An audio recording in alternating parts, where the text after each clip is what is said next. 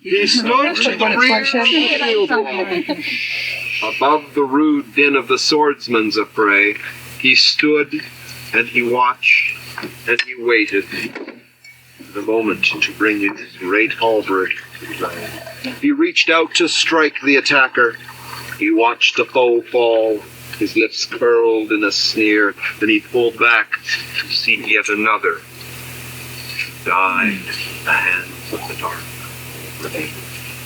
Beware the swift charge of the horsemen, or close with the shields and the spears that fear. Worse than all these, heart as cold as his long blade. Beware. He thrust o'er the heads of the swordsmen and saved me and many from sudden dispatch. But he put the axe shaft crossed behind us to push the line forward, the shield walls to match. And when a young shieldman lay dying, he'd call for another poor lad to come here, to step up and fight, while behind him forever remained the cruel dark ravine.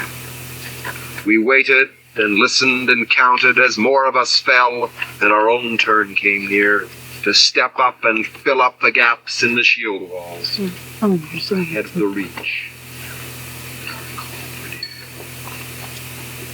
And when the day's fighting was over, with pain for the cursed ones, loot for the blessed, we'd pitch our poor tents and build cook fires, with always one fire some wee way from the rest.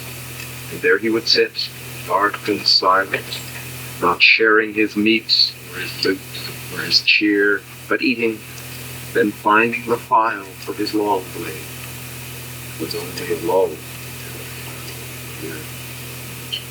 And through the long night until morning, I'd listen to sentinels tramping past near, but above that I'd hear a file rating an axe hit. Shadows hid the sad dawn. So the fighting one day went against us.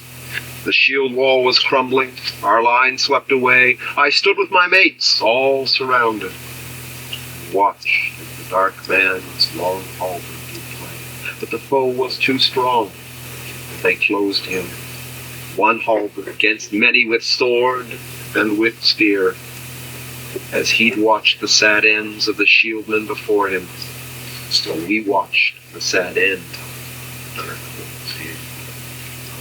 But after the battle was over, I saw the lone grave, the stain of a tear, and I wondered who was the dark maiden, silent, stood at the grave.